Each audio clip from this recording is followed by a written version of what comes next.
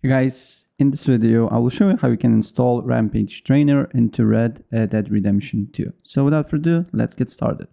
First of all, open a browser and then you need to go to nexusmods.com and you need to have account on this website. I will leave the link in the description of these two mods that you need to download and install it. So the first one is a Scripthook Red Dead Redemption. You need to download mod loader and then you need to download Scripthook Red Dead Redemption v2. Links will be in the comment section. Then you need to go to Rampage and then install Rampage mod here to your computer. And once you have it, then you should have these files here to your computer. Then you need to open up Red Dead Redemption, right click on it, go to properties, browse files.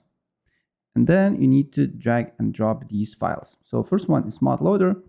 You need to drag and drop this file here to your game directory. For me, it's replaced because I have the mod, but for you, it should be instantly uploaded. Then go to Scripthook, and then on Scripthook, look for these two files here, right? And you just need to copy this file only, right? And then after that, you just need to go to Rampage. Then here, press on Rampage. And then here you should see Rampage files and Rampage ASI, right? You need to copy these two files here, right? And after that, you just need to launch the game.